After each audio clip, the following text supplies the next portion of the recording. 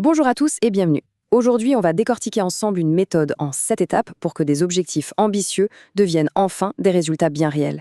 C'est un peu le mode d'emploi, si on veut, pour passer au niveau supérieur. Ah, cette situation, on l'a tous vécue, pas vrai? Une super idée, une motivation de dingue au début, et puis, pchit, ça tombe à l'eau. Le projet s'enlise. Alors, la vraie question, c'est pourquoi ça coince si souvent? Eh bien, la réponse, elle tient en un seul mot. Un mot qui fait parfois un peu peur ou qui est mal compris. La responsabilisation. Non, non, on ne parle pas de pointer du doigt ou de chercher des coupables. Pas du tout. On parle d'un engagement fort entre plusieurs personnes. C'est vraiment l'ingrédient secret qui fait toute la différence. Voyons comment ça marche. Ok, alors voilà comment on va procéder. On a regroupé les 7 étapes en 3 grandes parties pour que ce soit plus simple.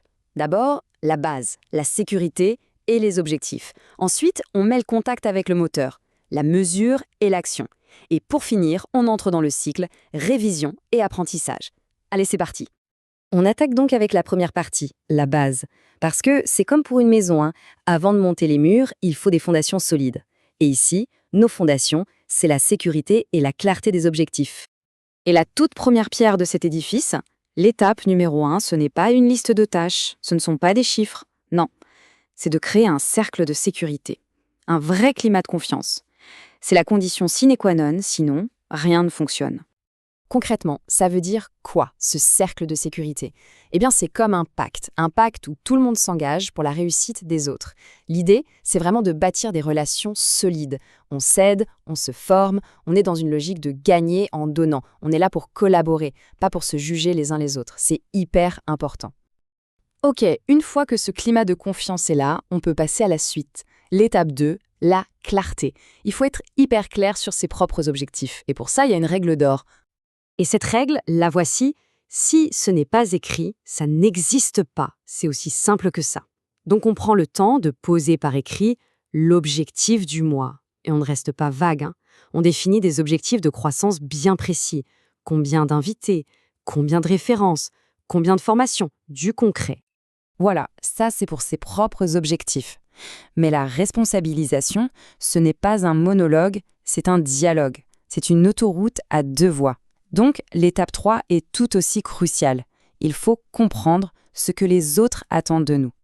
Et là, le maître mot, c'est l'écoute, une écoute active. Qu'est-ce que mes partenaires veulent accomplir? De quoi ont-ils besoin de ma part pour y arriver? Et devinez quoi? On le note aussi par écrit. C'est comme ça qu'on crée de vrais accords de collaboration. On n'est plus chacun dans son coin, on avance ensemble, alignés. Bon, les fondations sont posées, les objectifs sont clairs pour tout le monde, parfait. Maintenant, il est temps de mettre le contact et de démarrer le moteur. On passe à la deuxième grande partie, la mesure et l'action. C'est là que les choses bougent. Et pour faire avancer ce moteur, il faut un tableau de bord. On ne peut pas piloter à l'aveugle.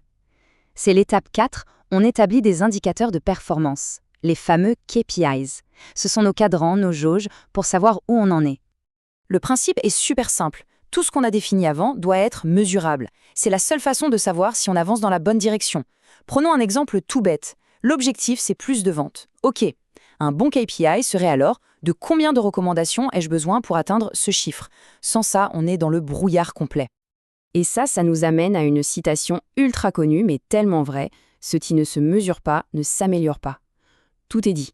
Pas de mesure, pas de pilotage. Pas de pilotage, pas d'amélioration. C'est mécanique. Avoir un super tableau de bord, c'est bien, mais si on ne regarde pas les cadrans pour ajuster sa conduite, ça ne sert à rien. Donc, étape 5, on se sert de ces KPI pour passer à l'action, et surtout pour établir des priorités. Et pour ça, il y a un outil génial de simplicité, la méthode arrêter, commencer, continuer. On regarde les chiffres et on se pose 3 questions. Qu'est-ce qui ne marche pas et qu'on doit arrêter tout de suite? Quelles nouvelles actions on devrait commencer à tester? Et qu'est-ce qui fonctionne super bien et qu'on doit absolument continuer, voire amplifier? C'est simple, direct et terriblement efficace pour prioriser. Et voilà, on arrive à la troisième et dernière phase. C'est celle qui fait que tout ça n'est pas un one-shot, mais un système durable.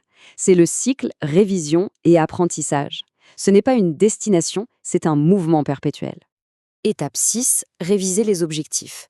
Pour que la machine ne s'enraye pas, il faut des points de contrôle réguliers. C'est un peu la révision de la voiture. Il faut instaurer un rendez-vous pour voir où on en est, regarder les progrès et, point super important, célébrer les victoires. Alors, comment on fait ça? On fixe une fréquence pour ces bilans. On utilise des outils de suivi, bien sûr. Mais le truc à ne jamais, jamais oublier, c'est la reconnaissance publique des réussites. C'est un carburant incroyable pour la motivation. Et évidemment, on fait tout ça dans une ambiance positive. On est là pour construire, pas pour démolir. Et enfin, étape 7, celle qui boucle la boucle, l'apprentissage. C'est l'engagement de toujours chercher à s'améliorer, à la fois pour atteindre les objectifs, mais aussi pour devenir de plus en plus à l'aise avec cette méthode.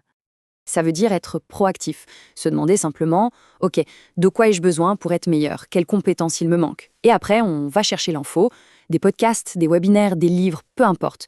L'idée, c'est d'appliquer ce qu'on apprend pour devenir vraiment autonome dans ce processus, devenir en quelque sorte son propre capitaine. Voilà, on a fait le tour des 7 étapes. Maintenant, on prend un peu de recul et on regarde le tableau complet. On va tout résumer pour que ce soit bien clair. Alors, si on récapitule, tout commence avec un cercle de sécurité. Étape 1. Ensuite, on définit ses objectifs, étape 2, et on comprend ceux des autres, étape 3. Puis, on met en place des KPI pour mesurer tout ça, étape 4, ce qui nous permet de définir les bonnes actions, étape 5. On établit une communication régulière pour suivre les progrès, étape 6, et enfin, on est toujours dans une démarche d'apprentissage, étape 7. Vous voyez, c'est une boucle, un vrai cercle vertueux. Ce système en 7 étapes, il est vraiment puissant, parce que tout le monde y gagne. La question finale, ce n'est donc plus de savoir s'il faut le faire, mais plutôt par quoi on commence. Quel serait le tout premier petit pas à faire, là, maintenant, pour enclencher la machine?